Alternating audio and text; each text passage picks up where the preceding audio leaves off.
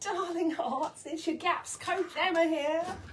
I've just been for a long walk with the dogs and I actually jogged up a hill, which for me is just like pew, because when I was at school, on this cross-country runs they used to make us go on, I was always the one at the back, like that.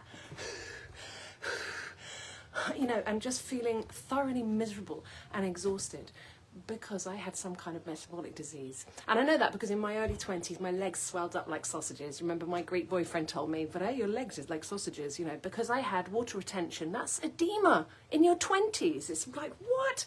So I didn't have any energy. I used to like the sports that you could take gently on your own, like windsurfing or skiing. I could manage those. But anything to do with running or anything to do with balls, I don't know why, I mean balls, I just was frightened of them hitting me or something. I don't know what, you know, games, ball sports, rounders and shit like that. I hate it. So from the outside, I look perfectly well. From the outside, everyone was like, well, she looks all right. But on the inside, I just always knew something was just wrong. And I've started working already with my instead of bread new intake for my offer, which is closing within the next 48 hours, maybe even 24 hours now.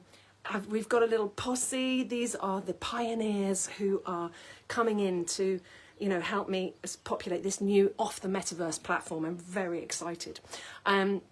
But I've started work with a lot of them, and it's amazing because they all look really lovely and shiny and happy and healthy, actually. When you see them on Zoom, you'd think, well, they look all right.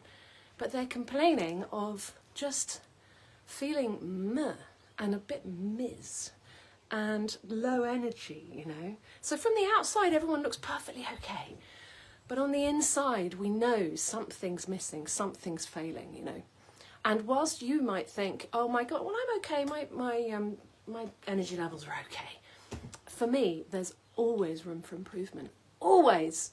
I'm nearly 60 and I feel better now than I've ever felt, all through my 20s, all through my 30s, all through my 40s, you know, I'm 57. And life can just get better if you use the food as a medicine as a firm foundation. And then we can layer on top of that other protocols and other interesting discoveries, like for instance the work of Dr. Wendy Sellens, who talks about breast cancer a lot, but she didn't mean to. She's become a breast cancer specialist because she identified using thermography to look at the way the blood vessels start growing in the boobies. You know, I will never, ever, ever go and let them squeeze my boobie between one of those things to have a mammogram. They can, oh, sorry, but I mean, I'm not, no way, and then get it irradiated by some kind of x-ray machine. No, we can use thermography, which is basically picture, like taking a camera picture, looking at where heat sources are in the breast.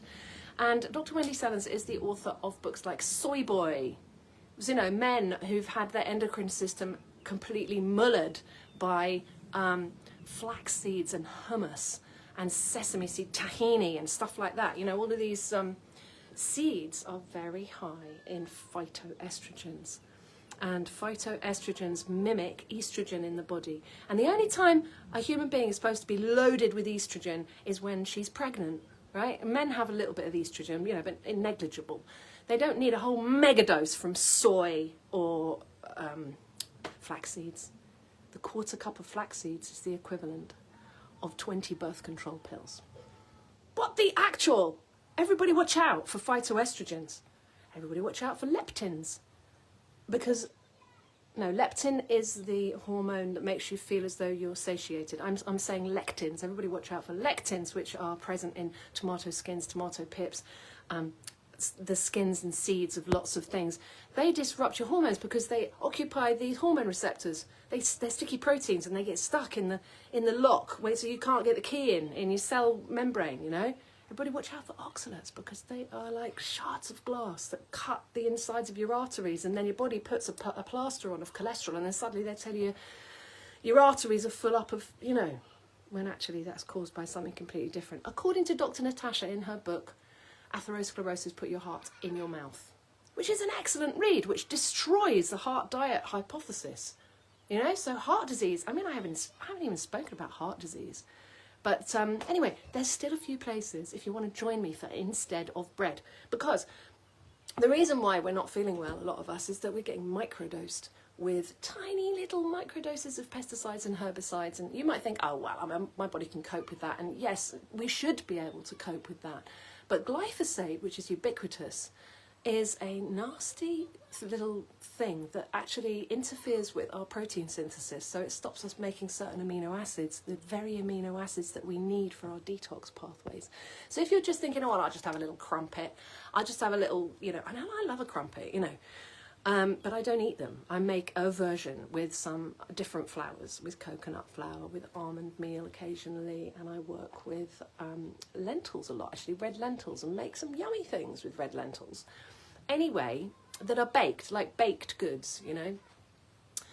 I steer clear of these micro doses of, and also, you know, gluten intolerance is a thing for lots of people, but I question whether it's actually the micro doses of pesticides and herbicides. But anyway, there's still a few places to come and do instead of bread, where I teach you how to make all your comfort food favourites, avoiding grains, avoiding vegetable oils. And if you want to be big and strong like me when you grow up, you need to get with the program, everybody. All right, lots of love. Bye.